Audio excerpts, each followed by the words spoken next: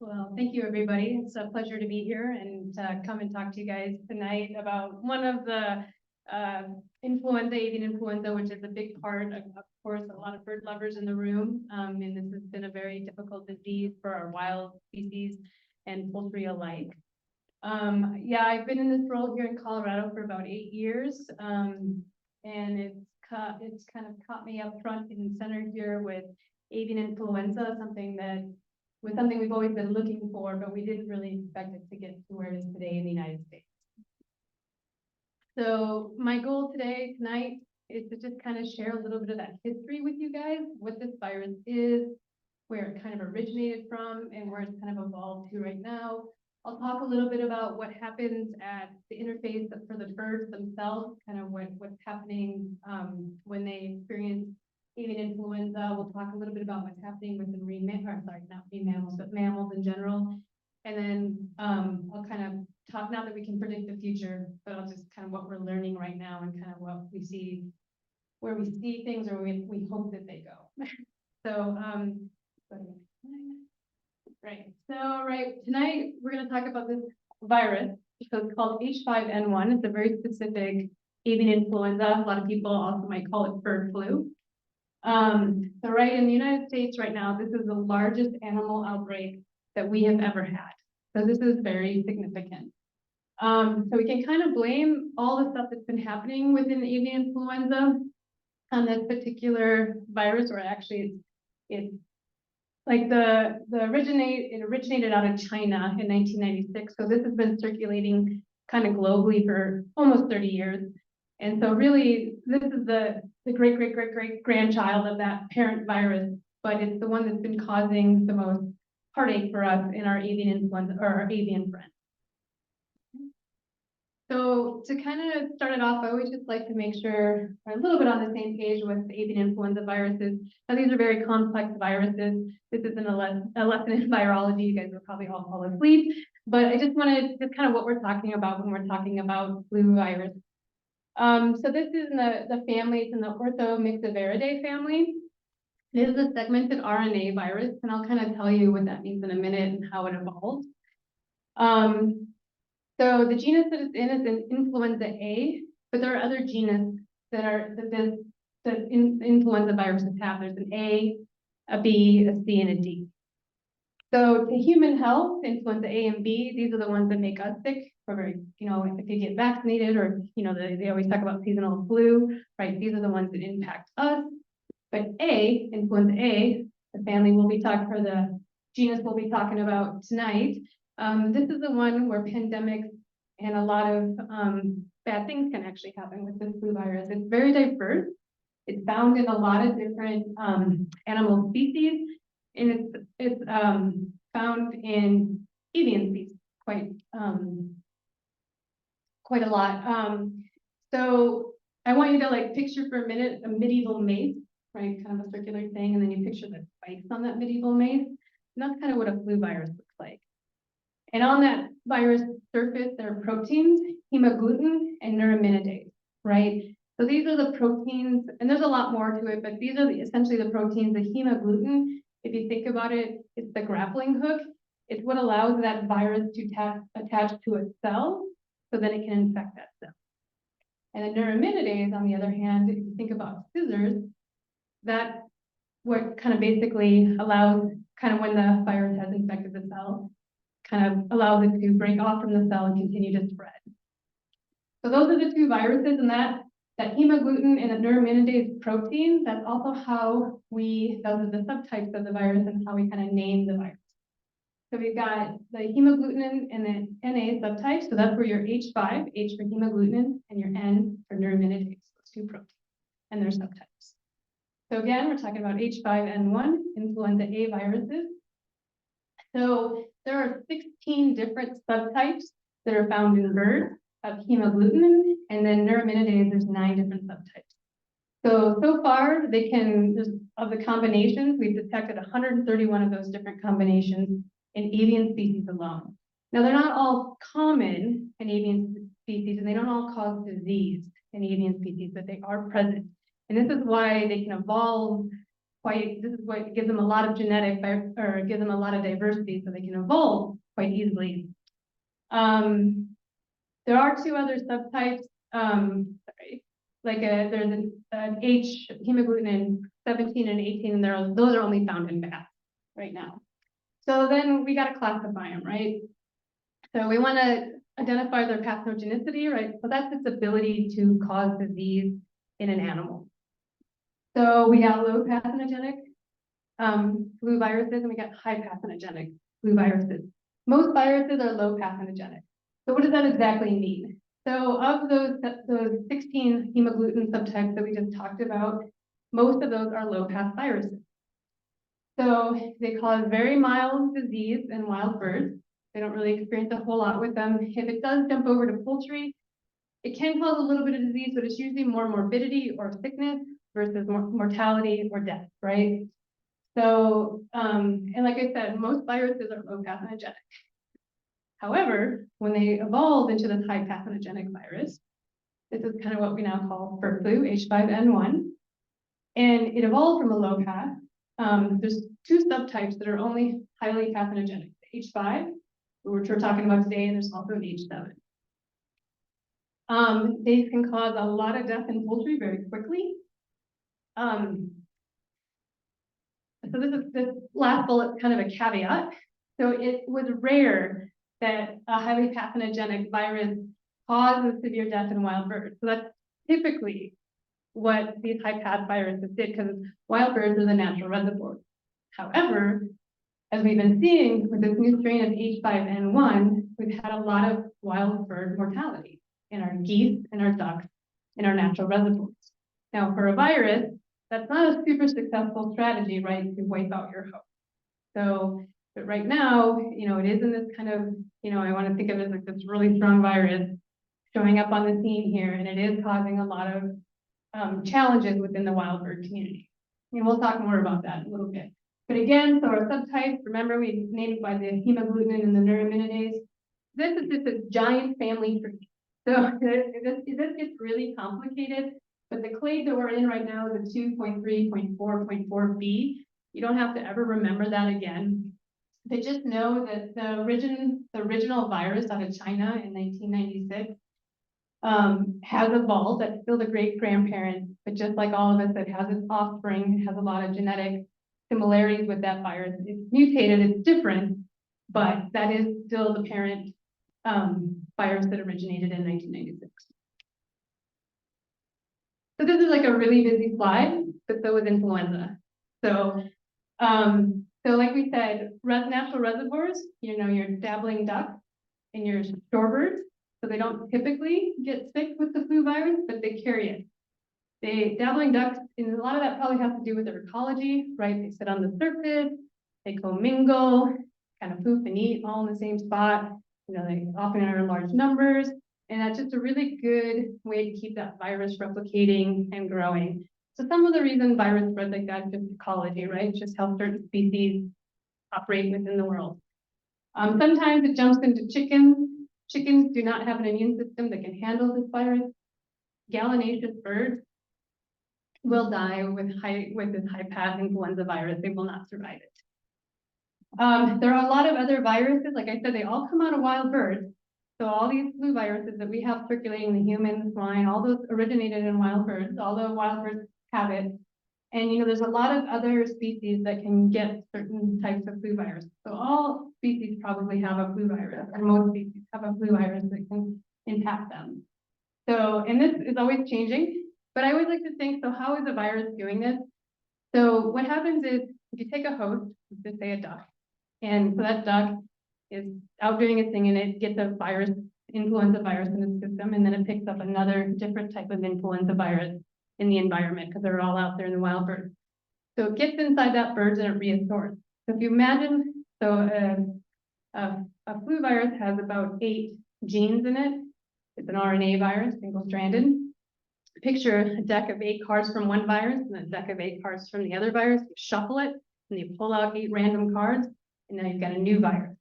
And sometimes that new virus is more virulent, or can cause more harm, and sometimes it doesn't do anything.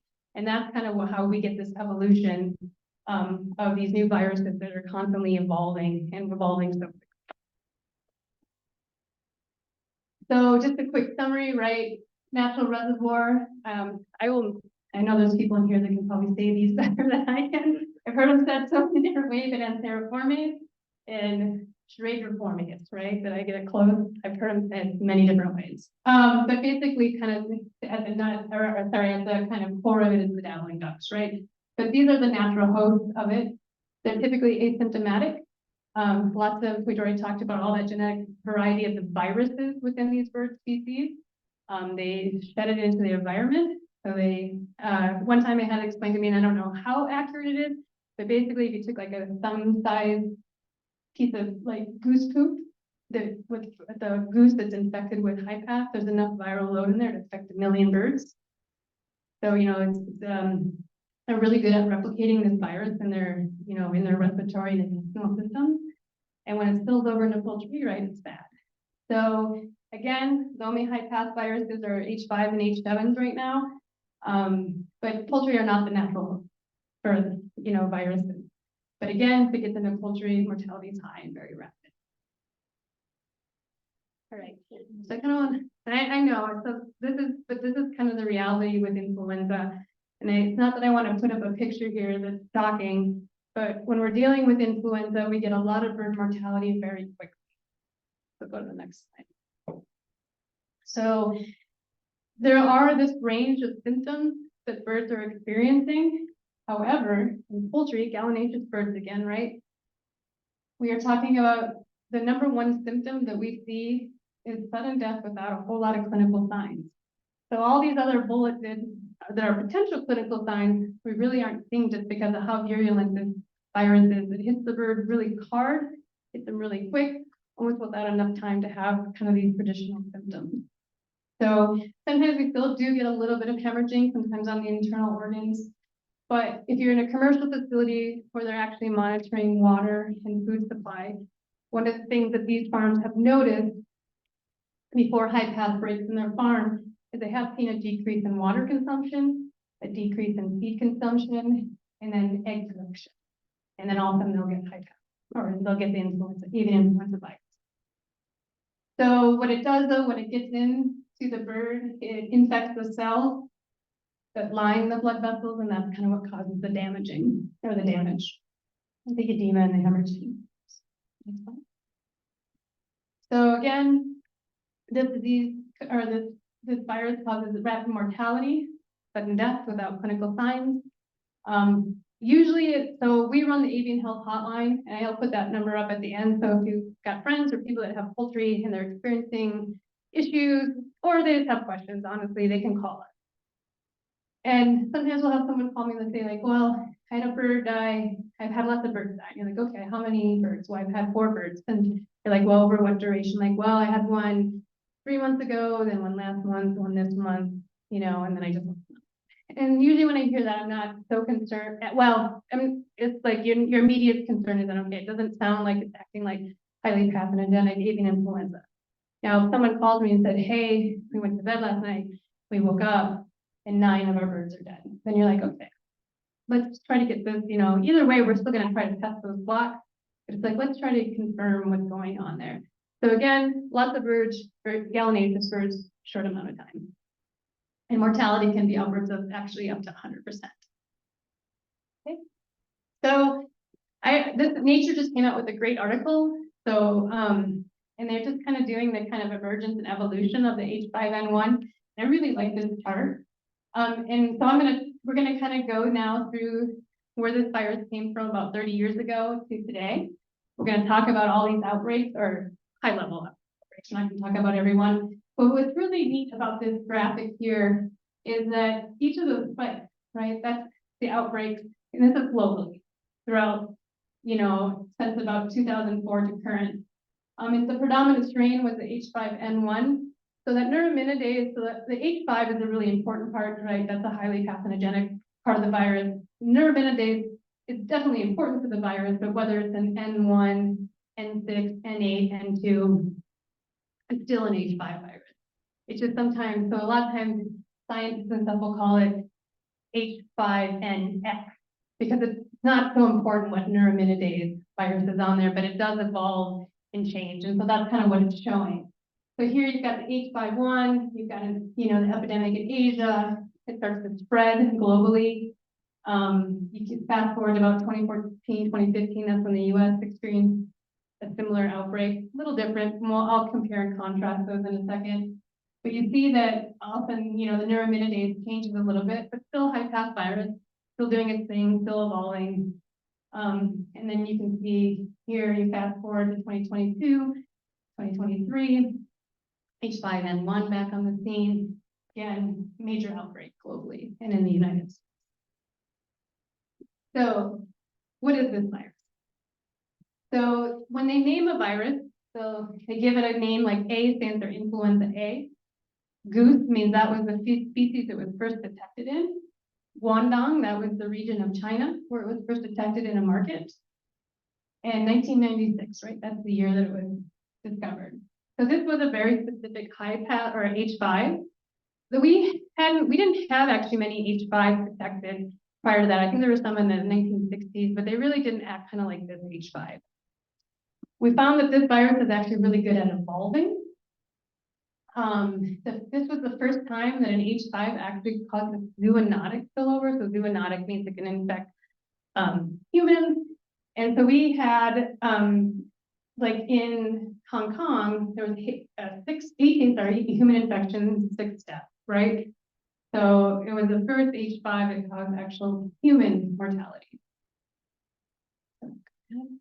So since 1996, when it first arrived on the scene, to about 2003, it was still there. You know, it was probably popping up in the Asian markets, you know, simmering, kind of just doing its thing, maybe jumping back and forth between wild birds. It's not like it had kind of left between this period, but it wasn't kind of causing major outbreaks at the time. So here in 2003, it reemerges, and you can see, and then it starts to spread up into the Middle East, down into Africa, and over to Europe. So this is making some big jumps. And how is it doing that, right? Doing that through the wild birds. So the migration, right? So migration is carrying this virus a little bit further. It's diversifying, it's evolving, it's changing, new genotypes. And then I like this map too. It's a little bit of a different map. So you get to 2014, 2015, 2016, US has an outbreak. And we have some new subtypes of neuraminidase. You know, we have the N8 and 6 arrives, and we have an N2 in the United States. But it shows, right, all these birds, Arctic, right, breeding, doing their thing. And then when it's time to migrate, you know, they go on their migratory paths, and they're just carrying that virus with them, right? They're bringing it into North America, they're bringing it into Asia, into Europe. So the birds are kind of spreading this virus a little bit further. So from January to June in 2015, we had an H5 outbreak in commercial flocks in the United States. And I'm going to compare and contrast these outbreaks, the 2015 one with the one today in a second. But just to kind of highlight something, that outbreak only lasted 6 months. So it's kind of doing what viruses do sometimes. They kind of show up on the scene, you know, they cause a lot of harm, and then they kind of simmer out.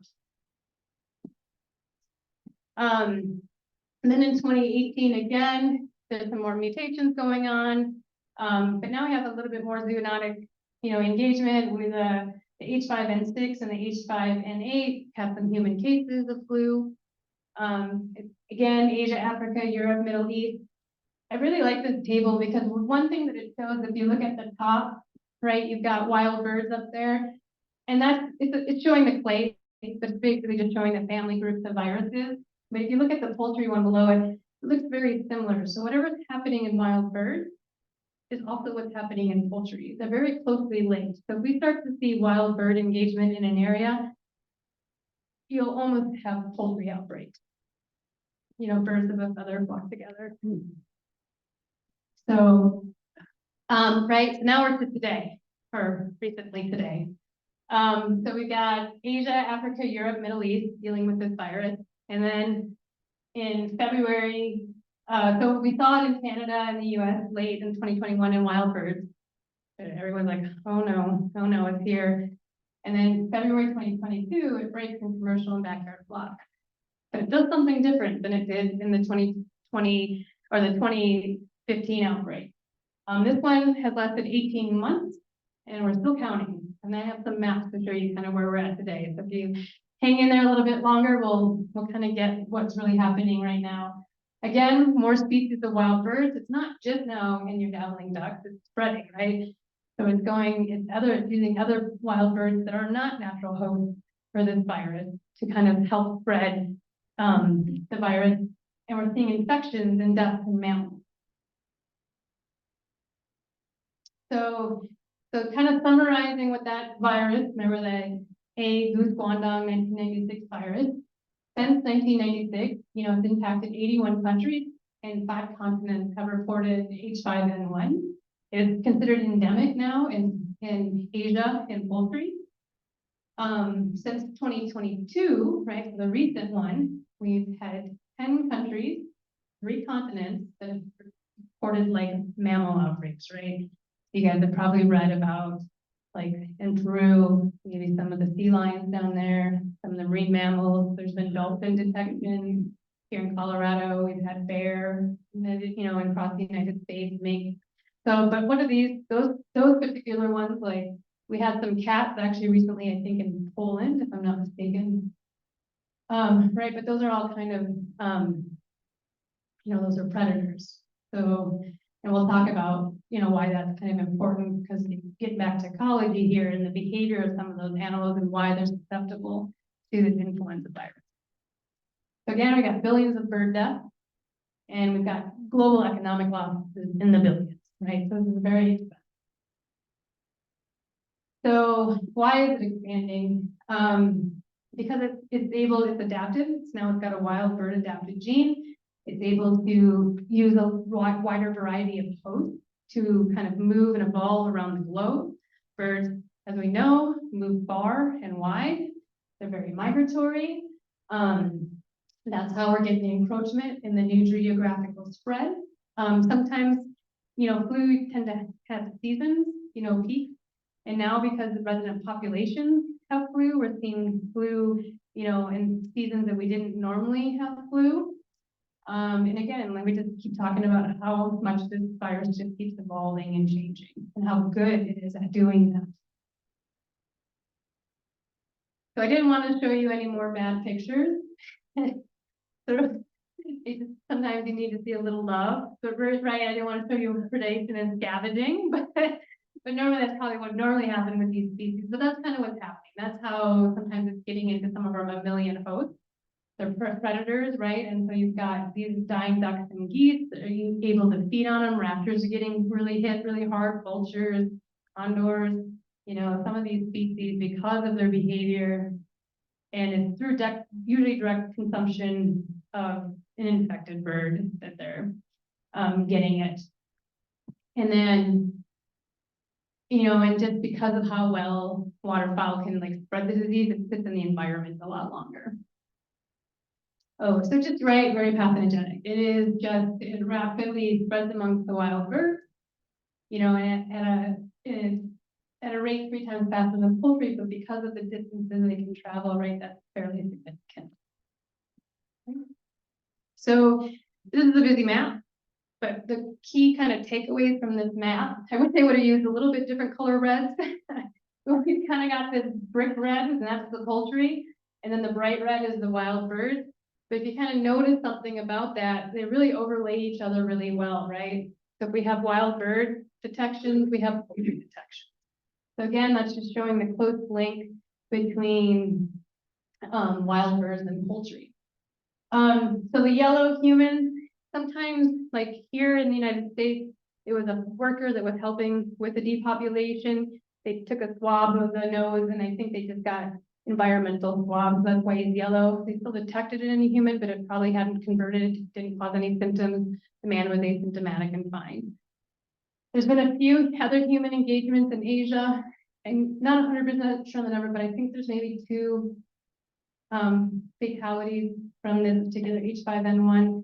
That one was in Cambodia, and a young girl, and then I'm not sure where the other one was, but I believe there's 2. So not a whole lot of zoonotic potential in humans with this particular virus. And I'll go to the next one.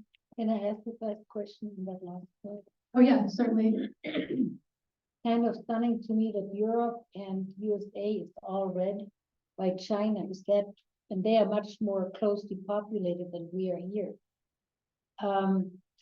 That there's not more spread. Is it because lack of testing or? It very well could be that. And so the question was, why is the United States so densely populated? And I'm actually going to talk about what's going on in the United States in a minute. So I'll kind of get Europe. in Europe. But China has seen a lot of outbreaks, but it is very possible that some of that is just the ability to do surveillance. There's a lot of rural areas. Same with South America with the Amazonas basin. You see the coastline, Ecuador and Chile. Yeah, and I'll talk about that. And so the next question is just, actually, if you go to the next slide, I'll answer your question. Yeah. So, and you see, you're very observant, because if you notice, New Zealand, Australia, right, there's nothing there. So why is that?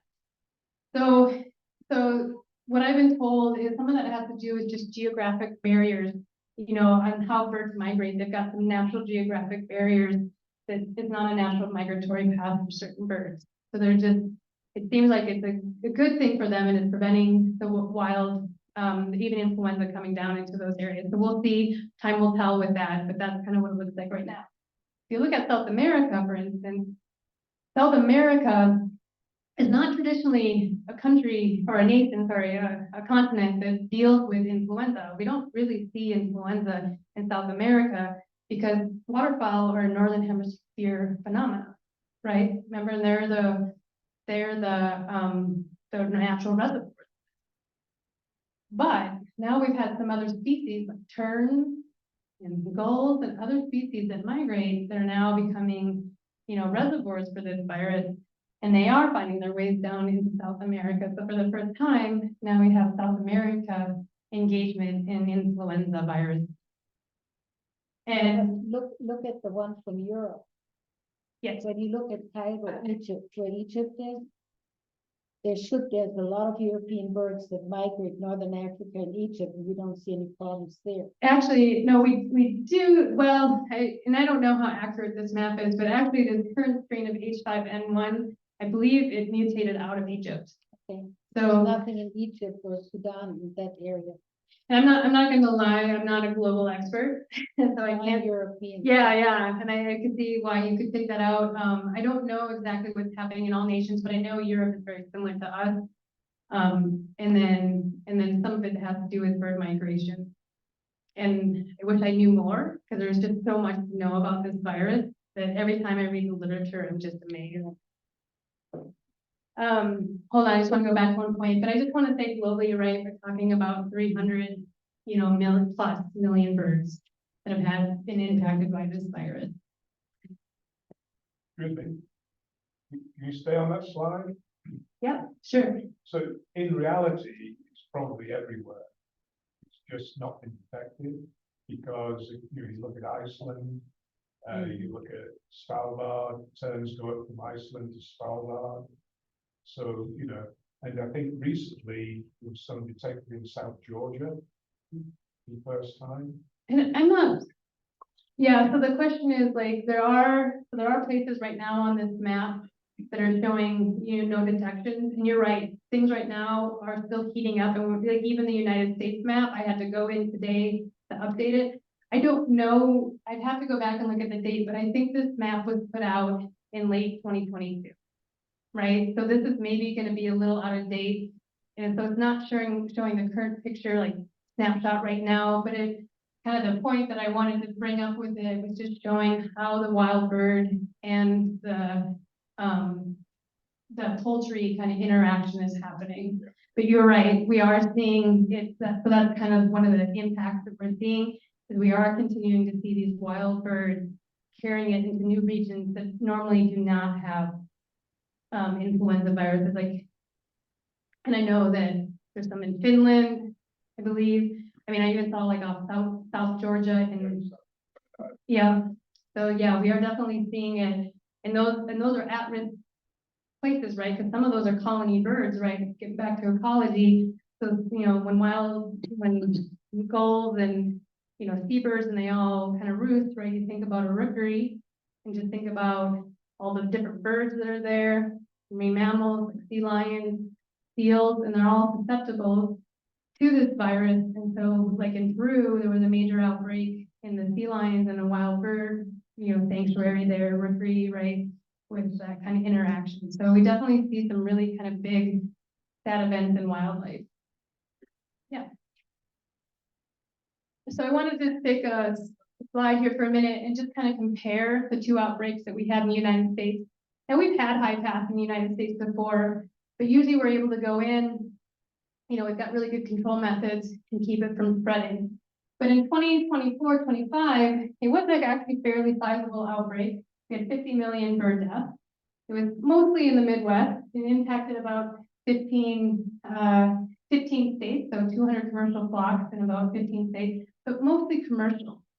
And what we saw in this one is the industry itself didn't have good enough biosecurity. And even though they have biosecurity, they themselves were the ones, it was wild bird introduced, a premise would get infected, but through their activities, they would spread that virus to other farms. So they actually caused a little bit of the outbreak themselves, right? Just through their daily activities. It would cost about $3 billion. Obviously there were international trade implications. At that time it was the H5N2. Fast forward to today, I think after up to 61 million deaths, the farm in Minnesota just got hit with a 1 million bird farm. Now it's both commercial and backyard flocks. So it's not just commercial. And the numbers of backyard flocks on here, we think it's higher because not everyone reports disease and outbreak. So we assume that number is higher, but it's 47 states have had, avian influenza and been impacted by it. So kind of previously we were talking, we usually had prevalence in 2 to 3% of wild birds. Yeah, that's kind of what we would detect because we always do surveillance, hunter harvest, out there kind of collecting influenza numbers. And now that number is up around 50%, and that's alarming, right? I mean, they get excited at 2 to 3%. Now we're upwards of 50%. And and then we're getting these mammalian engagements, and right now it's the H5N1. It's the predominant strain. So this is a map of the total outbreak in the United States. I already gave you the numbers. I'm not going to go over those again, but it's just sometimes it's good to see. And like the impacted states, the ones that are darker have had greater bird engagement. But you can see, I don't know how Louisiana is so lucky and how West Virginia, Puerto Rico, and again, Hawaii, right? So how are these states so lucky? So we'll go to the next slide. So I just did a little heat map. So every state has different production types, right? Minnesota is kind of primary turkey. They have smaller facilities. Iowa has had the most overall bird loss from this influenza virus. In Colorado, you can see we're number 3rd. How many of you even knew we were really a poultry state? Anybody here knew? Yep, that we have table egg layers in Colorado. So we actually are a poultry state. Is one of our, and so we got hit pretty hard. Actually, every one of our commercial facilities in Colorado last year got influenza. So that's a lot of birds, 6 million birds. We had a game bird flock. We have a facility that's a commercial game bird flock. They got hit. We had a lot of backyard flocks, and I responded to a lot of these. I assisted the state with those, and they're very challenging and they're very sad. Commercial flocks, you can see though Minnesota's had the most commercial flocks impacted, and then just like backyard flocks, Washington, it takes the cake somehow with all their backyard flocks. Maybe they're just really good reporters there, but it's really hard and it's really a lot of bird loss. So this brings us to today, right? This is the last 30 days. So I had made this slide deck on November 2nd. And those lower states weren't on there. So I had to quickly go into the USDA website today. And that's why I'm saying about maps, right? They're a static snapshot in time. And so I quickly grabbed this just before I came here because it already had changed. So right now we're still in it. It's fall migration, right? Birds are moving. We're seeing detections. We're seeing positive flocks. And already here, you know, just this fall, kind of in the last 30 days, this many states have had to deal with influenza. So this is why I said we are a fairly large table egg layer state. We have, and this census was done in 2017, so I think they're redoing it now. But right, we have 5.2, I think that number is higher. But we produce a lot of eggs in Colorado. We don't really do meat birds just because we're too high in elevation, and meat birds, they're, you know, they're designed to grow quickly. And so the altitude is not good for meat birds like that. But we do really well with table egg layers. We have a lot of mid-sized organic flocks, non-GMO flocks, and so we're a fairly large egg producing. And you can see in Colorado, we've had 8 commercial flocks. One facility was hit twice. And then one of those is a game bird flock. And then we've had 19, and it might be 20 backyard flocks that that's changed. So right, we're up to 6.3 million birds in Colorado, bird loss. So it's been pretty sad. So here's our mammal map. I mean, again, this is a snapshot in time, but it is circulating, and we're seeing a lot of marine mammals get this virus, and it's making it this virus we find is more infectious in the mammalian respiratory cells. That's where the virus attacks, right? So you can see, just I don't know if you can read it really well, but you know, there's mountain lions, bobcats, bears, you know, coyote, I think raccoons, skunk, all scavengers, all carnivores, right? So what they're doing is they're out there and so we're not getting mammal to mammal spread, except in a few really rare cases with the farmed mink. And I believe in the Peruvian case, they actually did see feline to feline spread. But in most cases, it really is just direct contact with an infected species. And then, but we are seeing a lot of mortality. Some of these are young species, like young, so they have a more naive immune system. But we're seeing, like I said, I think it's 10 countries that have seen mammalian engagement. Condors are an interesting case, right? So the condors, we all know about the condors. I don't need to tell their story, but we had 21 condor deaths. Luckily, the USDA, working with the U.S. Fish and Wildlife Service, they implemented a vaccine strategy. So they're right now in the process of kind of rolling that out, vaccinating the birds, checking the titer. I think they're seeing really good things with it. So we've got these really vulnerable species out there, and so they're trying to find strategies and how do we protect them and how do we keep them safe. Right, again, we've got a scavenger species, very communal species, you know, so they're very susceptible to influenza. I was just going to say, so hopefully, I'm not a vaccine expert, but I know that that is one of the strategies everyone's looking into, but I do know vaccines are very difficult to roll out because of how they work within animal species. And so they are monitoring this really closely. So again, just a little human summary. So we said that the earlier H5N1 viruses were more pathogenic in humans, so we did see some fatalities. The current one does not seem to be. We've had, over the course of that 30-year span that we talked about, when we had up that timeline, we have had 890 human cases. And I think it should say more like 28 years. So that's a typo on my end. But the CDC kind of says it's about a 50% mortality with this H5 virus when it gets into humans. So, right, so the last thing I think we need on our hands is another pandemic. But if humans do get sick, again, it's not human to human spread. They've had direct contact with infected poultry. So, right, so here's where you kind of rub your magic ball and say, okay, what does the future bring? So right now, this virus, you know, it's still evolving, it's changing. The strategy where it kind of kills its host species, you know, it's like COVID, kind of, if you guys think back to COVID, it's the same similar kind of virus. It did the same thing, but it evolved, right? Because it's not a very good virus strategy to kill your host. So as it evolves, it may become less, you know, less virulent, but it might maintain the contagiousness, right? So you hope that we start to build some immunity to this H5N1, right? that some of these wild birds are gonna survive it, and then they're gonna pass it on to their young. It's probably a little bit easier and long-lived, you know, birds versus very short-lived birds. We don't know a whole lot about pathogen engagement, but given kind of how some of their behaviors are, they don't seem to be the predominant, like, species or carrier of this from what we can tell.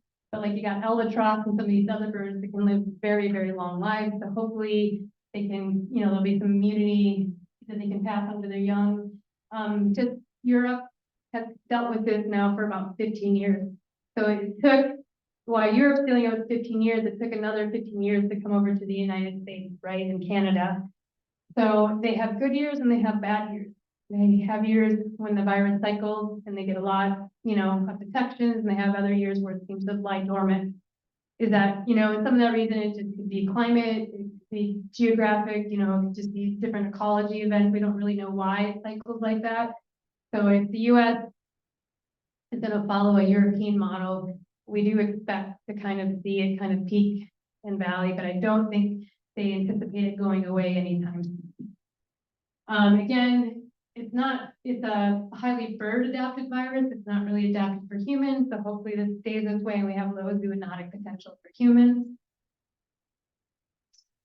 Again, they're looking at vaccine strategies, you know, and then obviously maintaining surveillance and monitoring. We do a lot of that in Colorado, like my team, especially like in Colorado, we go out to fairs and shows and swaps and auctions, and we go to the county fairs, and we're out in the community collecting samples all the time. And there's a lot of, and then, you know, the Wildlife Services does that. They go out to hunter harvest and they're collecting a lot of samples throughout the United States. Like our lab does a lot of that testing for them. A lot of the NOM labs throughout the nation do that testing. It's like education, biosecurity, people with poultry flocks. The best thing we can do for them is to kind of teach them how this disease gets in and how they can protect the birds, and like how to keep them safe from what, you know, getting this, and how you can, like, through biosecurity, not bring that disease into a coop or a farm. And then, you know, and then just through environmental management strategies, like we talked about the condors, they'll probably have to look, you know, at strategies like that for at-risk populations. And so, yeah, so there we go. I know it's not a super happy story, but I think it's a very interesting story. And I think it's really good to kind of be aware, like, what's happening out there with this virus. It is still there. Even though maybe the media outlets aren't talking about it as much, like it got a lot of attention, you know, several months ago, but it's still very prevalent, still very much risk to wild birds and their poultry farm.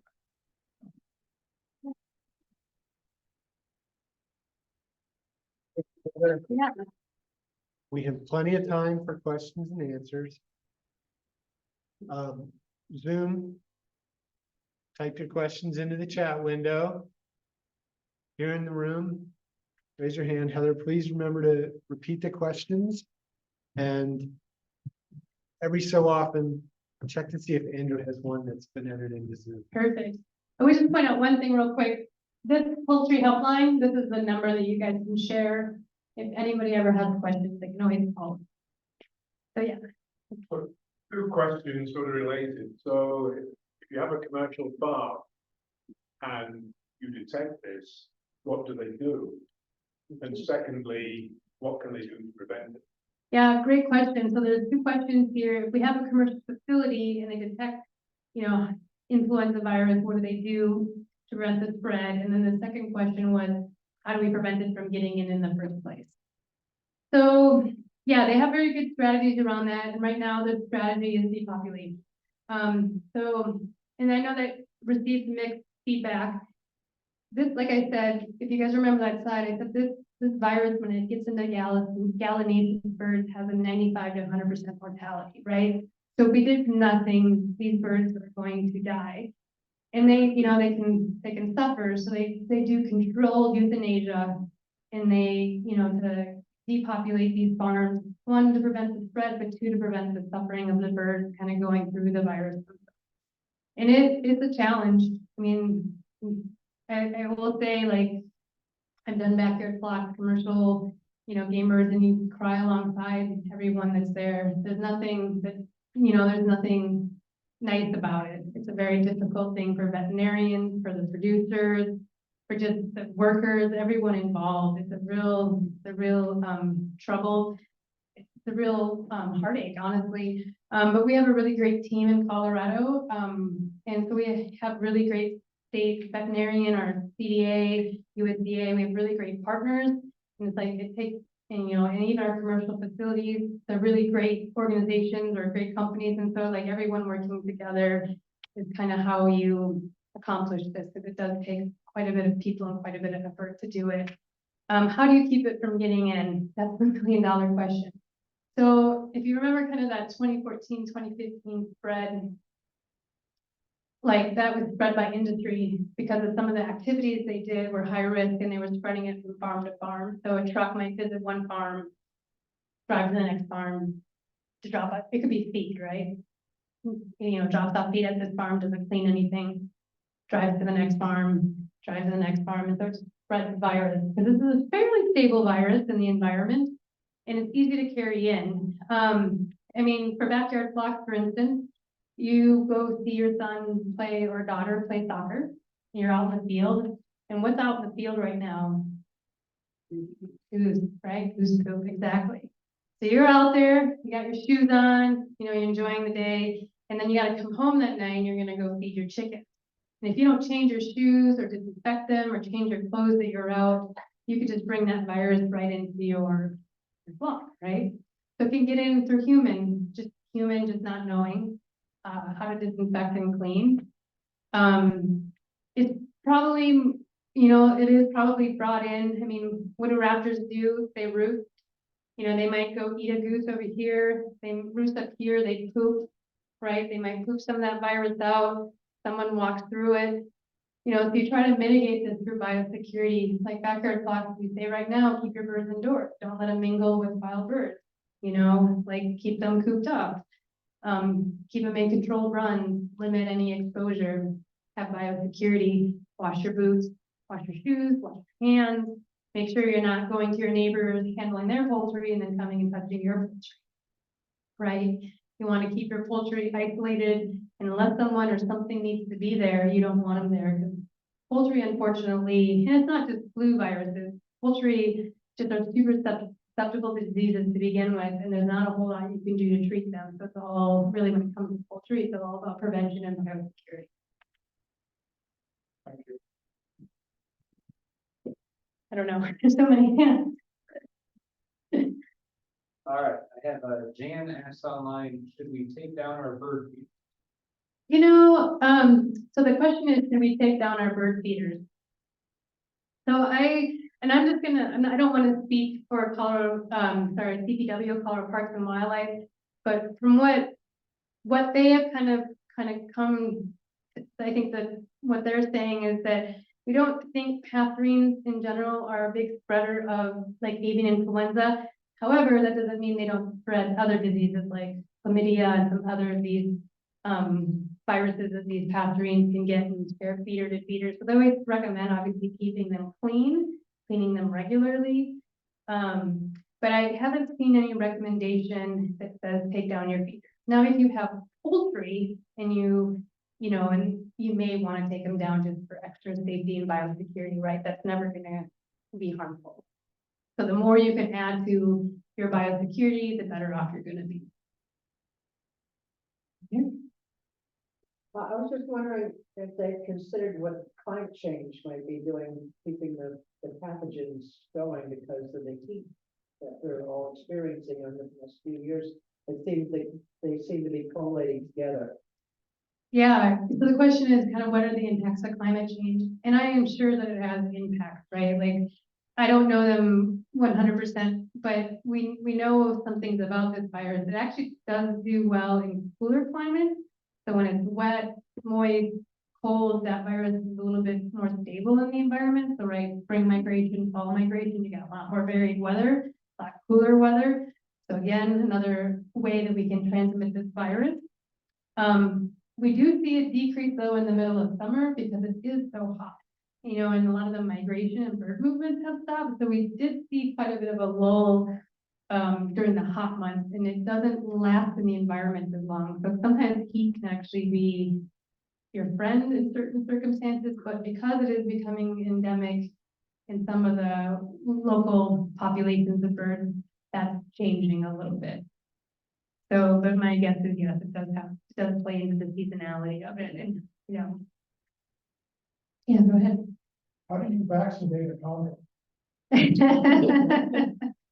So the question is, how do you vaccinate a condor? I've never vaccinated one, I'm just gonna be honest here. But I mean, I believe it's a 2-series injection.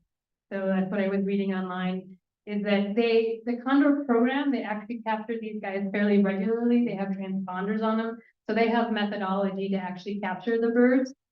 So, and I don't know exactly what that is, but I do know that they regularly trap the condors, take blood, and make sure that they're doing well.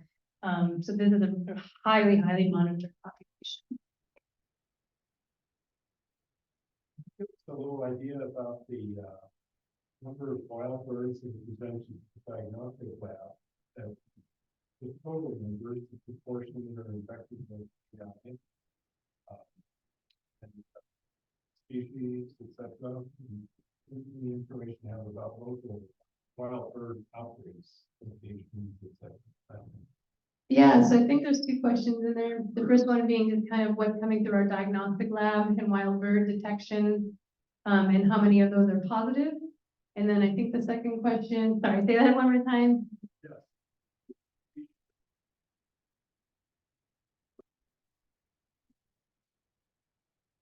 Yeah, so species coming in and localized outbreaks. I can almost guarantee you, and I don't have that slide on me, so I don't want to give you missed numbers, but I can give you generalizations. I can almost guarantee you if we get a raptor or like an owl that's coming in and it's deceased, that's probably going to be positive, right? We're going to see that with vultures. So a lot of these kind of scavengers, raptors, especially if they've experienced illness, we're going to have quite a bit of, so a lot of those birds are positive. Those are primarily the birds that get submitted, well, okay, through like raptor rehab centers and stuff. Those are how they're getting submitted. Now we are out there, obviously, through surveillance efforts, through the different wildlife services. They're submitting samples of different species of waterfowl. And I don't know the exact number, but I know it's fairly high on the positive. And I don't know if that correlates with that 50% positivity rate that I had on that one slide, where 50% of the birds that we're testing are positive. So that I have a feeling, but I don't have the exact numbers because I didn't pull them before I came here tonight. And then, yes, there has been localized wildlife outbreaks. I don't know 100% if Colorado Parks and Wildlife posts those on their website. But like for these different, and I should put the next slide up. There's a lot of great resources out there. So Colorado Department of Ag, and you don't have to write these websites down. I can tell you really easily how to search them. If you write Colorado CDA, HPAI, if you put in USDA, HPAI, if you put in CPW, HPAI, you will pull up all these different websites. But right, we've got the CDC has really great information on a lot of history and what's happening in the human cases. They also track what's happening kind of in the wild bird and poultry. I think they draw upon that from the USDA website. Those maps I put up there, the United States, you can find those on the USDA, and they update them regularly, so you guys can get real time. They update the mammals that are detected regularly. They also, the USDA does, yeah, the national high path information, the wild bird detection in mammals, so it's all on there, kind of what's being detected in the United States. If you go to Colorado Department of Ag, that's local to Colorado and what's happening in the different counties. So if you want to know where some of these backyard flocks or commercial flocks are, all that information is on their website. And that's right where the diagnostic lab, the avian program, and that's where, like, if you've got sick birds or you want to get them tested. Right now, we do offer the testing, depending on the species. Sometimes we can offer a discounted rate on the high path testing. And yeah, so, and then I think I talked about Colorado Department of Ag. So these are a lot of great resources they can tell you, but yeah, I think Colorado Parks and or CPW will have the most information on their website of kind of their regional outbreaks. outbreaks. And a lot of it, I don't know if it's just like, 'cause I don't have any data on it, but it felt like we were getting a lot of calls and detections of wild birds last spring. Of like, and hunters would report like birds would fly off a lake and they would actually fall out of the sky. You know, and so we were having quite a, and I don't know what the final number was, because sometimes with wild birds, as many of you know, there's private property, there's public property. So sometimes it's very hard to get a good count, and some of that area is really remote. So they would try to fly helicopters, do count, but it can be really hard to get a total count on the number of mortality. But I know it really did impact snow geese quite a bit and Canada geese quite a bit. So we had a lot of Canada and snow geese mortalities in the state. What do you want us to do if we find a dead bird? So the question is, what do you do if you find a dead bird? So the Colorado Parks and Wildlife, they have jurisdiction over wild birds. And so what they've kind of told the public, if you've got 3 or more dead animals, or you have a live animal showing neurologic signs in a certain area in a very short window, then to call your local Colorado Parks and Wildlife office. Now, can they respond to every wildlife call that they get? Probably not, but they will triage them, you know, based on kind of what they're hearing. Sometimes they like to collect just the data, just so they know that if they're seeing it out there. You can always call us.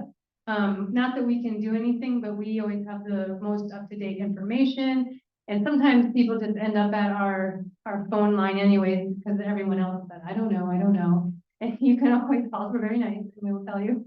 We try not to be like, we don't know either. But we try to help everybody and kind of give them the latest, at least give you the most up-to-date information. So Colorado Parks and Wildlife does want to be called, if it's a single bird, like single patch. I mean, there are other things that do kill birds, but if they're having a lot of, mortality in a certain region, they want to be notified. And I would say they're your best bet. Now, sometimes with a sick bird, there are rehabbers out there that will take them, and they've kind of been trained on how to deal with them. So you can always call your local rehabilitator center to see if they are willing to take it. They may or may not, but there are rehabilitators out there that will, especially for raptors and other birds. We were told that if it's dead, we don't want it. If it's sick, we'll take it. Yeah, and the question was, if it's dead, do they want it? And they're, No. oh, sorry. Dead. Yeah, I'll flip that, yeah. If it's sick, they want it, and if it's not, then leave it. Yeah, and I've heard that too. Yeah, Yeah, online question here from Bob. Thank you, great presentation. The cumulative data for human H5N1 infections to date is less than 1,000 infections since 1997. Mortality rate has been around 50%. Has there been enough other mammalian species infected to know the mortality rate in those mammals like cats and seals? Is there any evidence that some mammalian species may become reservoirs for H5N1? So the question, is, I'll start backwards on that one. So is H5N1 becoming is it converting into mammal species? So the answer right now is no. So like I said, we're not having, like if a bobcat, say, eats a goose and gets sick, is that bobcat then going to give that illness to, another bobcat? So we're not seeing mammal to mammal transmission, right? So that mammal has to directly consume an infected body or, an infected bird or species. And that's how it gets sick. But it's not giving, once it gets sick, it's not going to give it, because it's not adapted, it doesn't, replicate in that species. And so then it's not transmitting species to species. But that's still a good sign, right? So you have to have direct consumption. It's the same for humans, right? It's not a zoonotic, well, it has zoonotic potential, but if a human gets sick, same thing, they have to have direct contact with an infected bird. The feathers or secretion, and sometimes in quite a bit of amount. But you can see it's very low, the numbers of H5, even over the 20 years, less than 1,000, just shows you it's not really a virus that right now finds humans an acceptable, host. is there any other parts of that question I didn't answer? You kind of addressed it. Part was, has there been enough to know the mortality rate for those? So if they do consume it, the mortality risk is fairly high because it is a highly pathogenic virus, but it's not high, from mammal to mammal transmission. So if you consume it, yes, there's a high chance that you will die, but it will not like spread through that population through the mammal to mammal transmission. Back here? Question about food safety. So let's say you have a commercial operation that is sending either chickens or eggs. You are going to, the next day, that gets hit by avian flu. Does that mean that the stuff that they sent the day before is potentially contaminated? So the question is, in commercial production, if food gets shipped out from a facility and then the next day that facility breaks, is there a possibility that that food is contaminated? So there is a little bit of a delay in the supply chain. And I do know that if a facility breaks, that they do destroy all the food products, nothing basically leaves the facility. So they do a complete, whether that's egg product or meat product, it does not enter into the human food chain. But it doesn't, it usually doesn't go direct from a farm to a shelf, but eggs aren't, so there's no contamination within, well, I guess I don't want to say that 100%, but I know that they have, I'm assuming that they trace it. I guess that's one thing I'm not sure of in that close of a timeline, but I know there is always a delay, like it doesn't go direct from a farm to usually a supermarket. There's usually a secondary market that processes those, and I don't know if they recall them or not. Not quite sure. But if you kind of take my email that I had, and I will definitely, if you write me that question, I'll definitely find out the answer for you. I don't want to give misinformation on that. Yeah. I have a question about immunity. I alluded to that there may be some development of natural immunity, maybe in wild populations. I mean, is there any hope for poultry?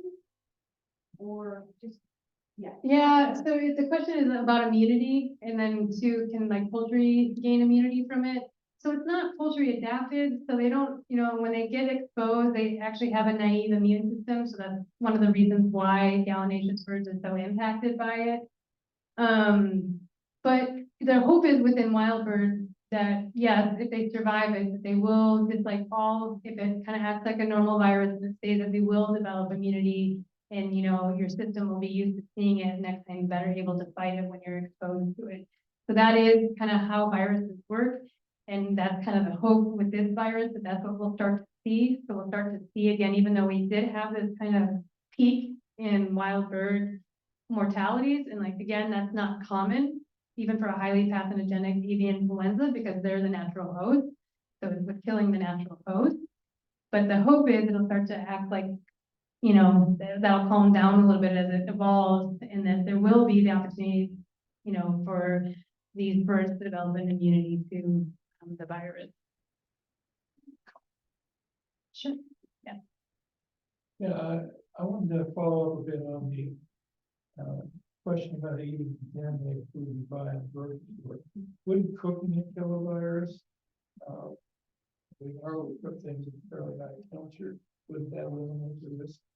Yeah, so the question is, would cooking food at high temperatures kill the virus? And yeah, it would kill the virus. So, I mean, if it's an egg and it's contaminated, it's going to be superficial contamination. But I think they don't. If there's any hint of influenza on a farm, they don't let anything leave the farm at that point. And like I said, this is such a fast-acting disease, right? So it's not like weeks and weeks go by where you're just like, oh, I wonder what it is. This is a high mortality virus. So this all happens in days, right? So kind of from basically seeing the mortality, farmers are really good about submitting that testing right away. Getting that result, we usually can get it within 24 hours. And then it allows us to know how to respond. And there's still other avian influenza, or there's still other bird diseases out there, although sometimes it feels like all there is bird flu now. It seems like all the other viruses went away. Is that it? Well, I'll ask one more question. Yeah. So a few months ago, egg prices spiked like crazy. Yep. And now they've gotten, I don't know if they're back all the way to where they were, but they're down more recently. So is that because you just made so many more chickens to lay eggs, or how is that?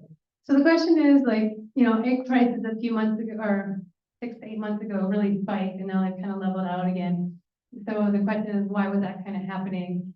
So a lot of the facilities that were susceptible, I kind of pointed out, we do quite a bit of egg production in Colorado, and over that year, all of our commercial production facilities went down with high path. And when they go down with high path, they're going to be down for a while, right? Because we have to depopulate birds. They have to, clean and disinfect everything, have to fit fallow. They have to pass a bunch of, tests to make sure there's still no virus, and then after months go by, then they can start to think about bringing new birds in, right? So these facilities then sit, non-operational, and you have to destroy, all the eggs and all the food like that can leave. So we had egg layers were hit pretty hard throughout the nation.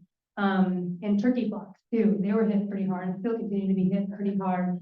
And so that is why we saw those prices. There just wasn't enough eggs for the market because all these facilities are depopulated and able to produce eggs. So there's no more birds within these facilities come back online, right, after an extended period of time, and so production starts to catch up. And we had kind of a break in the United States. I believe the last commercial facility, and it's either April or May in the United States, and then we didn't have any commercial facilities break until just recently, so within the last 30 days. So we actually had a kind of a lull there where we weren't having high detections in the United States.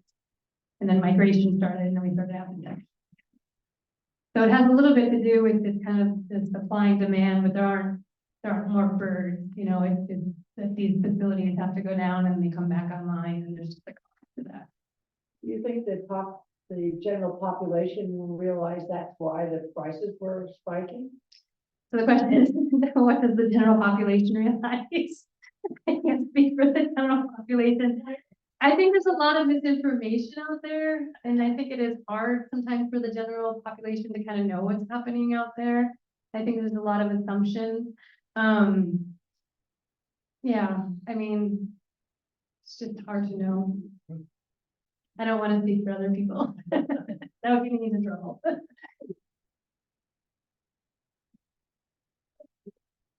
Well, thank you, Heather.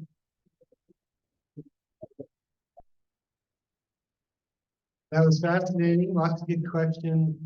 We really appreciate you sharing your expertise with us. I wanted to just say a word before we sign off about next month's chapter meeting. That will be Thursday, December 14th, 7 o'clock right here. And we will not have a guest speaker. Following our traditions, the December program is a potluck and the member slideshow. So I encourage people to start gathering your best wildlife slides of the year. You will be invited to share those. We will be limiting how much time each person has to share slides, depending on how many people want to share slides. So start gathering your photos if you want to share them with members at our December potluck. And it's also helpful if you let us know that you want to present at the December potluck. The details on this will be in our newsletter. And again, the newsletter always comes out either the last couple days of the month or the first couple days of December. So I hope we'll see lots of you at our annual potluck in December, and until then, enjoy fall, and we'll see you around.